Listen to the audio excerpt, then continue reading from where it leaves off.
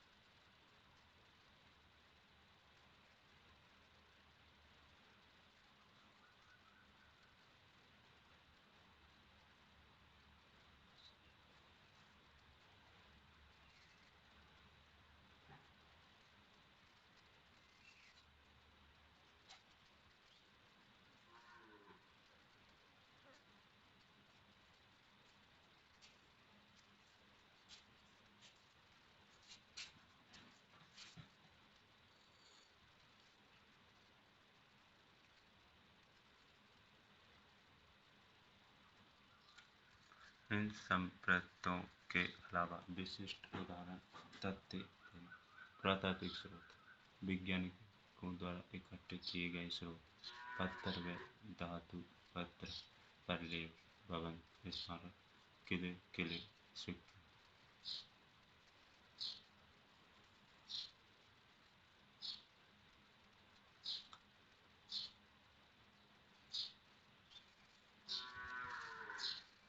चयनित संप्रदायों की तालिका में से अधीनस्थ संप्रदाय को सबसे ऊपर लिखें।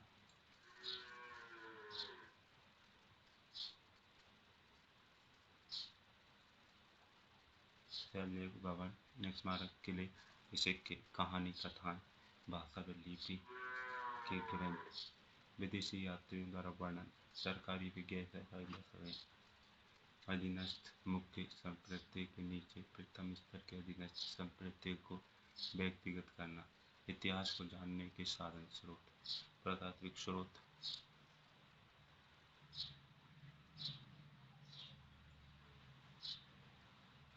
शिलालेख, भवन, स्मारक, सिक्के, चित्र, संग्रह, सरपंच। समान संप्रदायों की पहचान होने पर अधीनस्थ संप्रदायों के प्रथम स्तर के ऊपर व्यवस्थित करना। इतिहास को जानने के साधन। पुरातात्विक स्रोत, शिलालेख, भवन, स्मारक, सिक्के। समकक्ष अधीनस्थ संप्रदायों में सहसंबंध दिखने के लिए रेखा चिह्न, पिरामिड का अनुक्रम बनाना, जोड़ने वाले योजक शब्दों को रेखाओं के ऊपर लिखना। इतिहास को जानने के साधन। पुरातात्विक साहित्य, पुरालेख व विदेशी यात्रियों का वर्णन। पुरातात्विक में शिलालेख, भवन, स्मारक, सिक्के।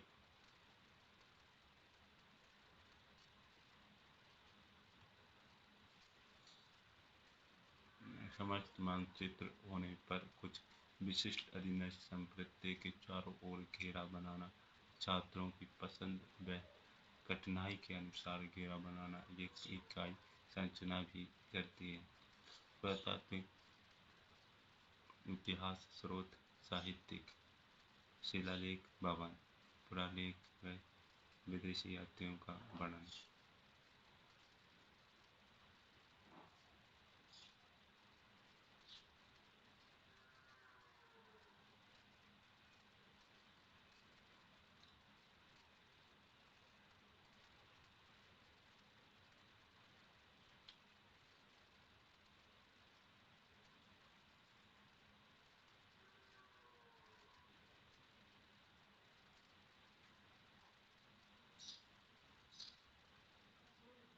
का भालो खा दो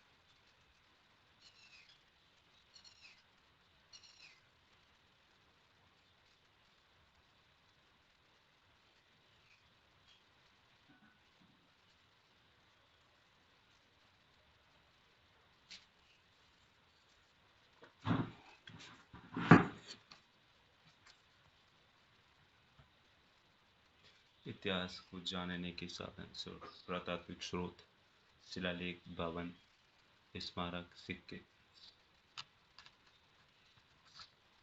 समान तत्वों की पहचान होने पर अधीनस्थ संपत्तियों के प्रथम स्तर के ऊपर व्यवस्थित करना इतिहास को जानने के साधन। पुरातात्विक स्रोत, शिलालेख, भवन, स्मारक, सिक्के। समकक्ष अधीनस्थ संपत्तियों में सहसंबंध दिखने के लिए रेखा खींचना, पिरामिड का अनुक्रम बनाना, जोड़ने वाले योजक शब्दों को रेखाओं के ऊपर लिखना। इतिहास को जानने के साधन। पुरातात्विक, साहित्यिक, पुरालेख व विदेशी यात्रियों का वर्णन। पुरातात्विक, शिलालेख, पुरातात्विक, भवन, स्मारक, सिक्के। समस्त मानचित्र विकसित होने पर कुछ विशिष्ट अधीनस्थ संपत्ति के चारों ओर घेरा बनाना, छात्रों की पसंद व कठिनाई के अनुसार घेरा बनाना, ये इकाई संरचना की करते हैं। पुरातात्विक, शिलालेख, भवन, इतिहास स्रोत, पुरातत्व, विदेशी यात्रियों का वर्णन, साहित्यिक, सिक्के। अधिगम शिक्षण में संकल्पना मानचित्र का महत्व व लाभ। संकल्पना मानचित्र द्वारा अर्थपूर्ण अधिगम संभव। इस प्रकार के अधिगम में भ्रांतियाँ कम से कम होती हैं, क्योंकि छात्र स्वयं अपने अनुभव व पूर्ण ज्ञान तथा सहसंबंध के द्वारा अधिगम करना है। इतिहास विषय में संकल्पना मानचित्र नियोजन व शिक्षण की संगहनता है। संकल्पना मानचित्र किसी भी प्रकार के प्रत्यास्मरण अधिगम में सहायक होती है। संकल्पना मानचित्र द्वारा विशिष्ट संपत्तियों में पारस्परिक संबंधों के तर्कसत्व कारण जानने का अवसर प्राप्त होता है। संकल्पना मानचित्र छात्रों का ध्यान केंद्रित करने तथा व्यापक रूप से देखने में मार्गदर्शन करता है। संकल्पना मानचित्र के द्वारा छात्रों का मूल्यांकन संभव है। संकल्पना मानचित्र बनाने से अधिगम सरल बनता है एवं बोध विकसित करता है। संकल्पना मानचित्र में पाठ्य सामग्री मस्तिष्क में स्थायी हो जाती है। शिक्षक की भूमिका। संप्रत्यात्मक परिवर्तन विधि में शिक्षक की भूमिका महत्वपूर्ण होती है। शिक्षक को एक उत्प्रेरक का कार्य करना पड़ता है, जिसमें छात्र छात्राओं को व्यक्तिगत रूप से छोटे समूह में पारस्परिक सहभागिता का अवसर प्राप्त होता है। शिक्षक को एक स्वस्थ अधिगम वातावरण सृजित करना पड़ता है, ताकि छात्र अपने विचार कक्षा में रख सके। प्रोफेसर पीटर हर्बर और रसेल टेलर के अनुसार शिक्षक छात्रों में जिज्ञासा का प्रेरक है, जिससे वे छात्रों का ध्यान आकर्षित करके उन्हें प्रेरित करता है। इससे शिक्षक क्रिया विकसित कर सकता है। शिक्षक छात्रों के विचारों को चुनौती देने वाला है, जिसमें छात्रों को उनके द्वारा प्रस्तुत व्याख्या पर विवेचनात्मक चिंतन के लिए प्रोत्साहित कर सके। साधन युक्त व्यक्ति जो आवश्यकता अनुसार सामग्री उपलब्ध करा सके। एक वरिष्ठ से खोजकर्ता जो सबके विचारों को सम्मान दे। वाद विवाद करने वाला जो छात्रों को विचार एकत्र करने में सहायक हो। इतिहास को जानने के साधन। पुरातात्विक स्रोत, साहित्यिक स्रोत, पुरालेख व विदेशी यात्रियों का वर्णन। पुरातात्विक, साहित्यिक, पुरालेख व विदेशी यात्रियों का वर्णन। पुरातात्विक स्रोत, साहित्यिक स्रोत, पुरालेख व विदेशी यात्रियों का वर्णन। पुरातात्विक, साहित्यिक व पुरालेख। पुरातात्विक स्रोत: शिलालेख, भवन, स्मारक, सिक्के। साहित्यिक स्रोत: कहानियाँ, कथाएँ, भाषा एवं लिपि। पुरालेख व विदेशी यात्रियों का वर्णन। विदेशी यात्रियों का वर्णन, सरकारी व गैर सरकारी दस्तावेज। संपूर्ण मानचित्र। इतिहास को जानने के साधन। शिलालेख, भवन, स्मारक, सिक्के, बांस, भाषा एवं लिपि, ताम्रपत्र, विदेशी यात्रियों का वर्णन, सरकारी दस्तावेज। सारांश। इतिहास के पाठ्यक्रमीय तत्व, करिकुलम एलिमेंट्स, हिस्ट्री पाठ्यक्रम बाल केंद्रित हो, जिसमें छात्र सक्रियता से नवीन अनुभवों का पूर्व ज्ञान से जोड़कर नवीन ज्ञान सके रूप जान सके। अधिगम एक सक्रिय प्रविधि है। विषय वस्तु कॉन्टेंट्स, विषय वस्तु का संबंध अतीत से होता है, अतः तथ्य, घटनाओं व अतीत की विभिन्न क्रियाओं से उसे जोड़ा जाए, क्योंकि इससे अधिगम एक श्रृंखला के रूप में संपादित है। इतिहास विषय में संज्ञानात्मक सृजनात्मक वैधता, विषय वस्तु की वैधता, प्रक्रिया वैधता, ऐतिहासिक वैधता, नैतिकता वैधता की आवश्यकता है। विषय वस्तु सरल, त्रुटि रहित तथा अन्य विषयों से जुड़ी हुई व समसामयिक हो। शिक्षण एवं अधिगम प्रविधि को स्वयं ज्ञान अर्जित करने की क्षमताओं को विकसित करना चाहिए। सीखने के साधन, रिसोर्सेज ऑफ लर्निंग।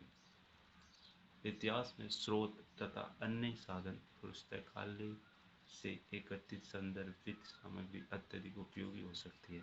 विद्यालय में से बाहर ऐतिहासिक धरोहर वाले स्थलों के भ्रमण की व्यवस्था की जाए तथा उनका देश व काल एक कहीं जोड़ा जाए। इतिहास अध्यापक की दक्षताएं, कॉम्पेटेंसीज ऑफ हिस्ट्री टीचर्स। इतिहास के अध्यापक में विभिन्न खुदाई की चीजों, स्रोत, शिलालेख व अन्य सामग्री को समझने, उन्हें अंतर करने व छात्रों को उसका ज्ञान देने की क्षमता भी होनी चाहिए। मूल्यांकन, एवेल्यूशन। शिक्षण, अधिगम तथा मूल्यांकन होना चाहिए। मूल्यांकन, शिक्षण, अधिगम तथा मूल्यांकन के अंत्य क्रिया का सह संबंध है। अध्यापक को विकासात्मक मूल्यांकन करते रहना चाहिए और अंत में समग्र मूल्यांकन भी करना चाहिए। अन्य विषयों में से संबंध, इतिहास विषय को अन्य विषयों से संबंध स्थापित कर पढ़ना चाहिए। पाठ्यक्रम एवं पाठ्यक्रम विद्यार्थी के व्यवहार परिवर्तन के लिए पढ़ाई जाने वाली विषय वस्तु है। पाठ्यक्रम विषय वस्तु का वह स्वरूप जो पालक को ज्ञानार्जन के लिए अध्ययन करवाने के लिए पढ़ाया जाए। पाठ्यचर्या, पाठ्यचर्या में विषय वस्तु के अतिरिक्त व समस्त अधिगम, अनुभव तथा पाठ्येतर कार्यक्रम के रूप में प्रदान किए जाते हैं, सम्मिलित किए जाते हैं। पाठ्यचर्या के तत्व, पाठ्यचर्या तत्वों में शिक्षक, शिक्षार्थी तथा पाठ्यक्रम स्वतंत्र, आरक्षित तथा मिश्रित चर के रूप में पाठ्य सामग्री का चयन, निर्माण व प्रस्तुतिकरण द्वारा सीखने वाले के व्यवहार परिवर्तन के लिए आवश्यक या पर्याप्त अधिगम अनुभव प्रदान करने के समस्त तत्व होते हैं। संकल्पना का मानचित्र, मैपिंग ऑफ कॉन्सेप्ट्स। संकल्पना मानचित्र एक प्रक्रिया है जिसमें विभिन्न संप्रदायों के सह संबंध को मानचित्र के रूप में प्रदर्शित किया जाता है। संकल्पना मानचित्र विकसित करने के सोपान, समस्त संबंधों के नाम लिखना, संप्रदायों के उदाहरण देना, चयनित संप्रदायों में अधीनस्थ संप्रदाय सबसे ऊपर लिखना, अधीनस्थ प्रमुख संप्रदाय के नीचे अधीनस्थ संप्रदाय को व्यवस्थित करना, समान प्रत्ययों के समान के पहचान होने पर अधीनस्थ में प्रथम स्तर के ऊपर अव्यवस्थित करना, समकक्ष अधीनस्थ संप्रदायों के सह संबंध को दिखाने के लिए रेखाचित्र पिरामिड संयोजक बनाना, समस्त मानचित्र विकसित होने पर कुछ विशिष्ट अधीनस्थ संप्रदाय के चारों ओर घेरा बनाना, समस्त मानचित्र के चारों ओर कम से कम घेरे तथा मुख्य अधिगम बिंदुओं का संतुलन। इतिहास में ज्ञानात्मक मानचित्रण इसमें इतिहास की विषय वस्तु का उदाहरण लेते हुए मानचित्र बनाना। पाठ्यक्रम व पाठ्यचर्या में क्या अंतर है? पाठ्यचर्या के तत्व से आप क्या समझते हैं? संकल्पना का मानचित्रण क्यों किया जाता है? संकल्पना मानचित्रण को विकसित करने के सोपान कौन कौन से हैं? इतिहास में किसी भी इकाई पर एक बिंदु को विकसित करने के लिए मानचित्र कीजिए। संदर्भ ग्रंथ रेफरेंस ब्राउन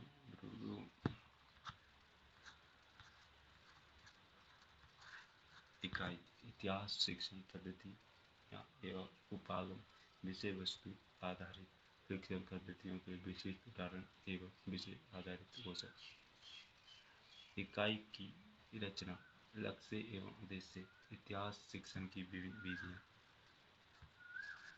व्याख्यान विधि, व्याख्यान विधि की परिभाषा, व्याख्यान विधि के मुख्य उद्देश्य, व्याख्यान विधि के गुण, व्याख्यान विधि की सीमाएं, व्याख्यान विधि का उपयोग कब, व्याख्यान विधि हेतु सुझाव, पाठ्यपुस्तक विधि, पाठ्यपुस्तक विधि के स्वरूप, पाठ्यपुस्तक विधि का प्रयोग, पाठ्यपुस्तक विधि के गुण, प्रयोजन विधि की परिभाषा।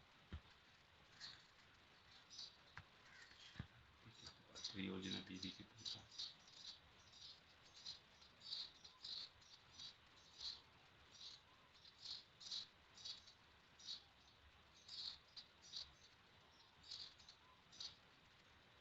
प्रयोजन विधि के सोपान।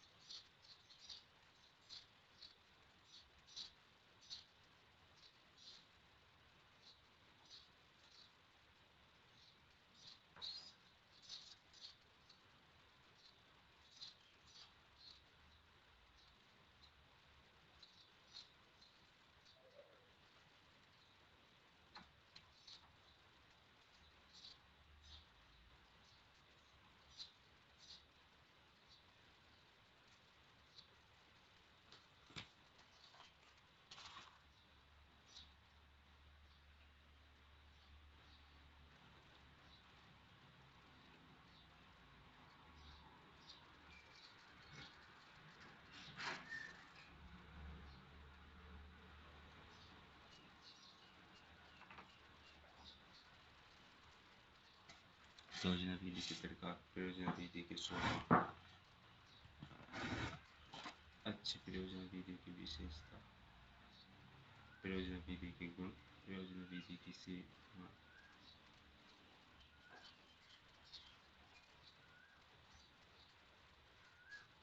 समस्या समाधान विधि, समस्या समाधान विधि के सोपान, समस्या समाधान विधि की विशेषता, समस्या समाधान विधि की सीमाएं, समस्या समाधान विधि हेतु सुझाव, विचार विमर्श, विचार विमर्श विधि की परिभाषा, विचार विमर्श के प्रकार, विचार विमर्श विधि के सोपान, विचार विमर्श विधि के गुण, विचार विमर्श की सीमाएं, विचार विमर्श विधि के सुझाव, विचार निरीक्षित अध्ययन विधि, निरीक्षित अध्ययन विधि के प्रकार, निरीक्षित अध्ययन विधि के गुण।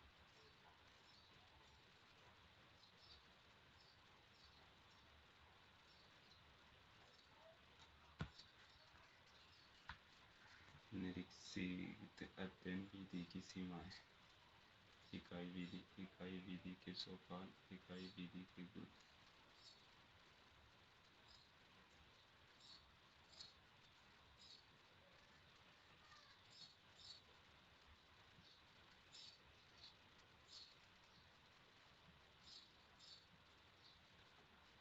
इकाई विधि के सोपान, इकाई विधि के गुण, इकाई विधि की सीमा।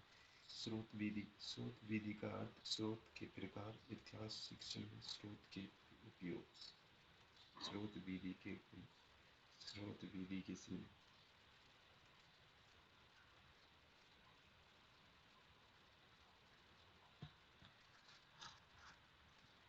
स्रोत का उपयोग, विश्लेषणात्मक विधि तथा संश्लेषणात्मक विधि। विश्लेषणात्मक विधि का विधि या विधि के गुण। विश्लेषणात्मक विधि या संश्लेषणात्मक विधि की सीमा।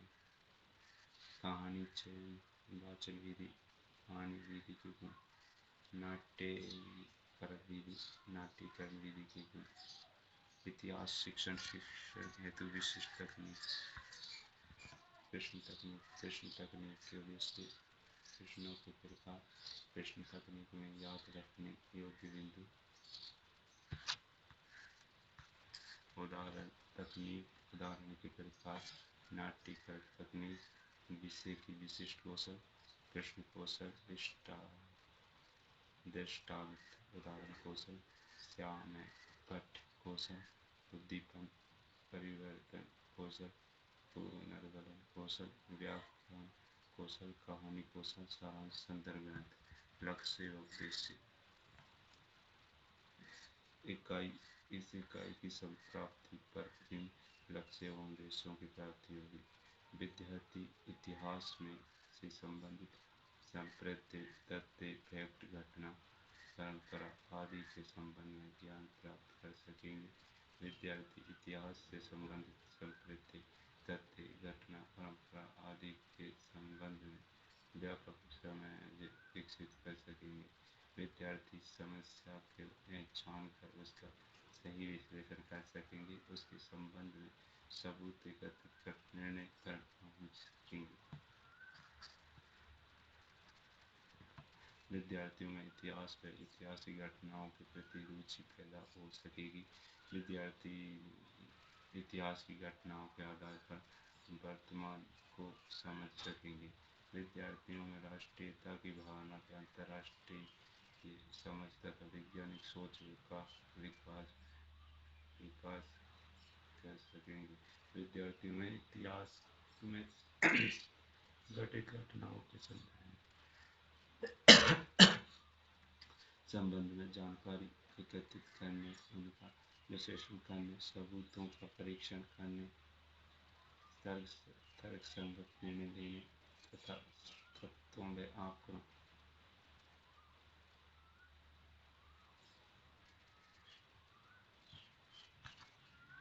को व्यवस्थित करने, उनका विश्लेषण करने व तुलनात्मक करने में सक्षमता हो सकेगी। विद्यार्थी इतिहास की पद्धतियों, समय व स्थान विशेष के मध्य परस्पर संबंध स्थापित कर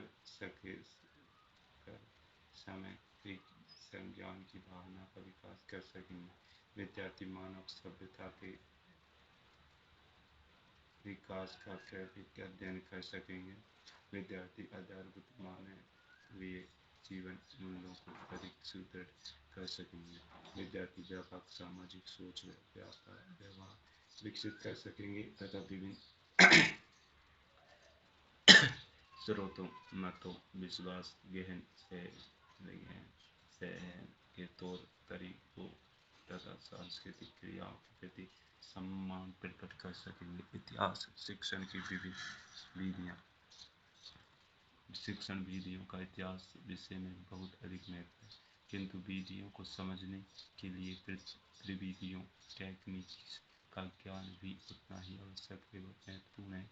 विधियों एवं प्रविधियों में अंतर। विधियों ज्ञानार्जन का वह सशक्त माध्यम है जिसके द्वारा ज्ञान एक से दूसरे तक पहुंचाया जाता है, जबकि प्रविधि किसी विधि को प्रभावी और सरल रूप प्रदान करती है।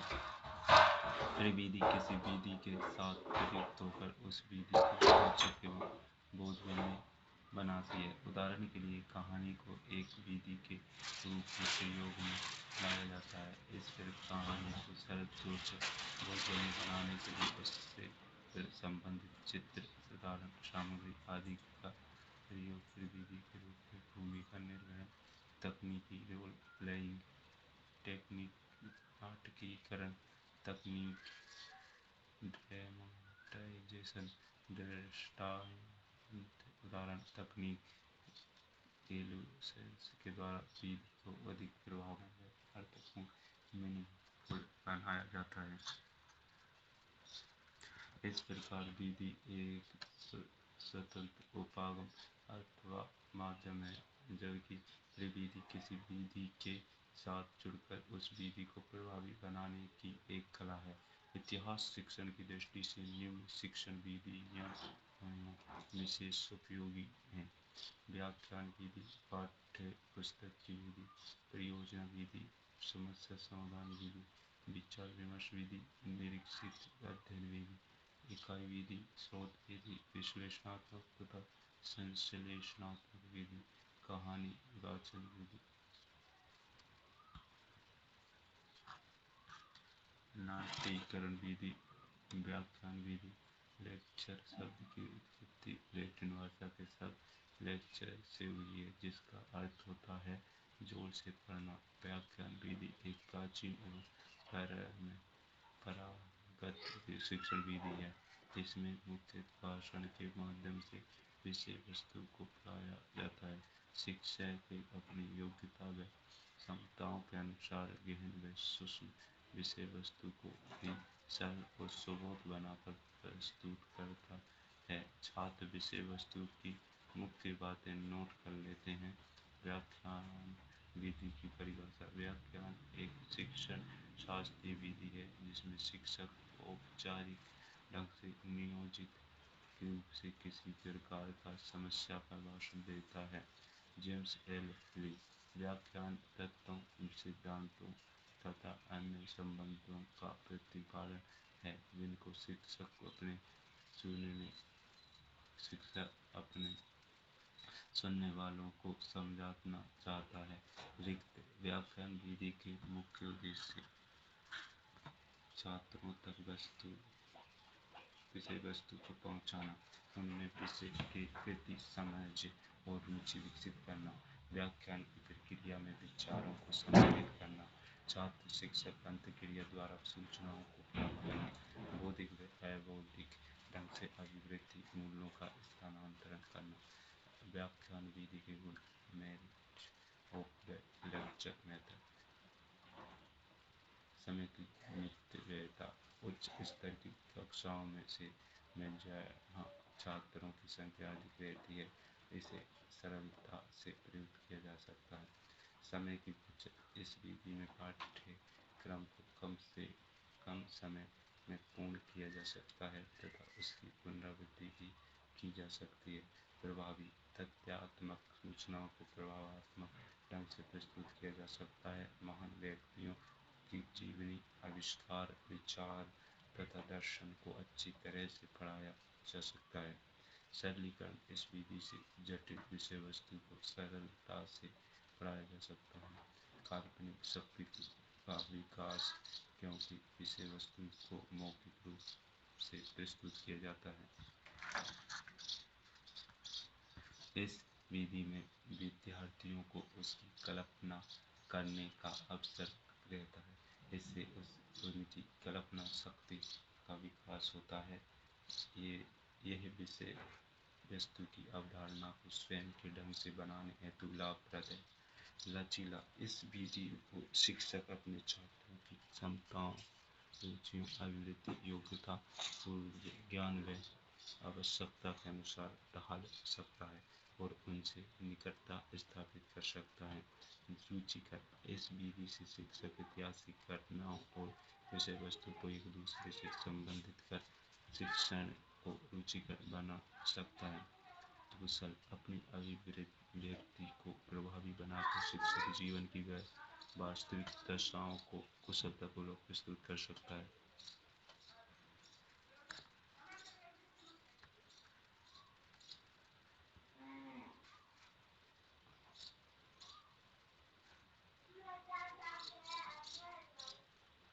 कम खर्च के लिए इस विधि में शिक्षक की क्षमताओं व योग्यताओं के अलावा और किसी अतिरिक्त शिक्षण सामग्री की आवश्यकता नहीं होती है, अतः इसमें अपेक्षाकृत कम खर्चा होता है।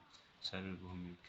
इस विधि को किसी भी स्थान पर बिना कोई अतिरिक्त व्यवस्था किए उपयोग में लाया जा सकता है। ये विधि आज भी सबसे ज़्यादा उपयोग में लाई जाती है। व्याख्यान विधि की सीमा। Limitation of the lecture method. अकुशल व अपरिपक्व व्याख्याता शिक्षण को अरुचिकर व विद्यार्थियों को निष्क्रिय श्रोता बना देता है। विद्यार्थियों में व्यक्तिगत भिन्नता का इस विधि में समावेश नहीं होता। सभी छात्रों को समान मानकर ही इसे उपयोग में लिया जा सकता है। इसमें प्रयोगात्मक प्रक्रिया नहीं होने से विद्यार्थी इसमें सीधे भाग नहीं ले सकते सकते करके सीखने का वाला गुण इसमें नहीं है। विद्यार्थियों की तार्किक शक्ति के विकास में इस विधि से कोई सहयोग नहीं मिलता। विद्यार्थियों की दृष्टि से ये नीरस होता है। वह मात्र एक निश्चित अधिगम या अधिगम बनकर रह जाता है। विद्यार्थियों की अभिव्यक्ति क्षमता अथवा अन्य योग्यताओं का इसमें विकास नहीं होता है। व्याख्यान विधि का उपयोग इस विधि का उपयोग निम्न अवसरों पर किया जाता है। नई ईसाई की प्रस्तावना के लिए, छात्रों में प्रारंभिक सूची जागृत करने के लिए, कठिन स्तरों पर व्याख्या करने के लिए, पुनरावृत्ति के लिए, सारांश प्रस्तुत करने के लिए, समय की बचत करने के लिए, पाठ्य सामग्री की व्यवहारिक बनाने के लिए, व्याख्यान विधि हेतु सुझाव।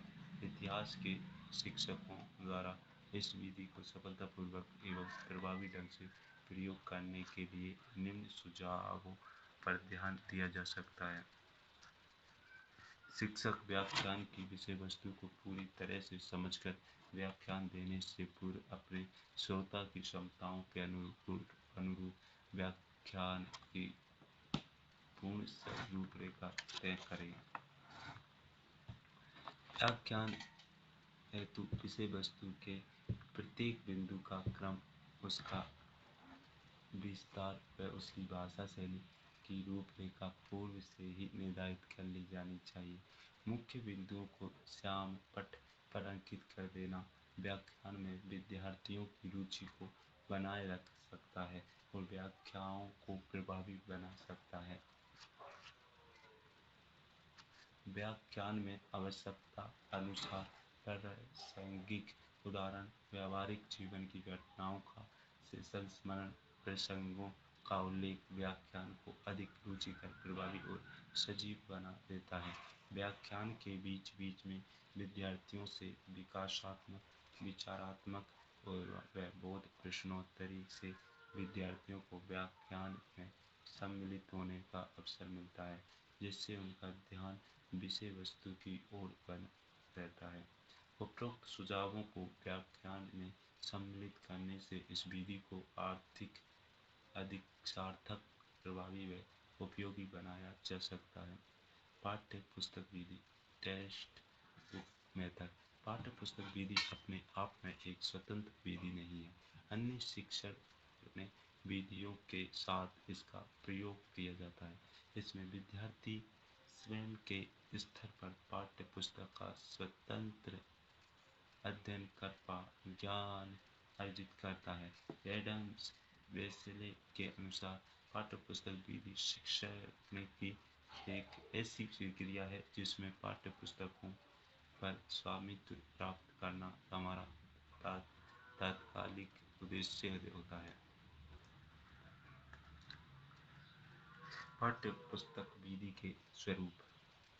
चूंकि पाठ्य पुस्तक में ज्ञान अनेक तत्वों, सूचनाओं, विचारों आदि के रूप में संगठित व सुव्यवस्थित रहता है, इनके अध्ययन से कम समय में अधिक मात्रा में ज्ञान अर्जित किया जा सकता है। इस विधि में बालक बिना शिक्षक की प्रत्यक्ष सहायता के भी ज्ञान प्राप्त कर लेता है।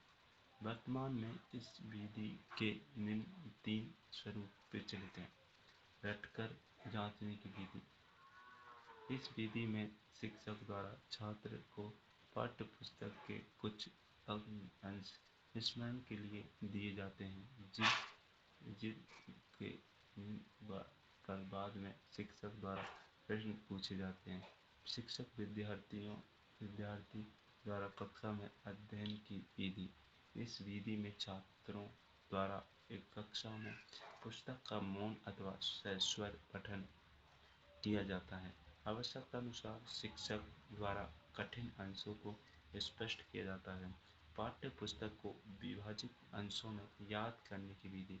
इस स्वरूप में शिक्षक द्वारा पाठ को कई भागों में विभाजित कर छात्रों को प्रत्येक भाग को याद करने के लिए दिया जाता है। छात्रों से अपेक्षा की जाती है कि वे पूर्ण अध्ययन करने के बाद प्रत्येक भाग से संबंधित किसी भी प्रश्न का उत्तर देने में समर्थ होंगे। इसमें छात्रों को गृह कार्य भी दिया जाता है। पाठ्य पुस्तक विधि का प्रयोग। इस विधि को शिक्षक द्वारा मुख्य दो तरह प्रयोग में लिया जाता है। एक पाठ्य पुस्तक विधि, इसमें शिक्षक द्वारा एक ही पाठ्य पुस्तक को प्रयोग किया जाता है। नवीन पुस्तकों में संपूर्ण विषय वस्तु उन अनेक भाग व उन उपभागों में विभाजित होती है जिसमें कि विषय का व्यापक अर्थ सफलता से ग्रहण किया जा सकता है। प्रारंभिक ज्ञान के लिए प्रारंभिक माध्यमिक स्तर की कक्षाओं के लिए यह विधि उपयुक्त है, किंतु इसमें एक पाठ्य पुस्तक का प्रयोग होने के कारण विषय का सीमित ज्ञान ही प्राप्त होता है तथा तार्किक शक्ति का विकास नहीं हो पाता। जय हिंद, जय भारत।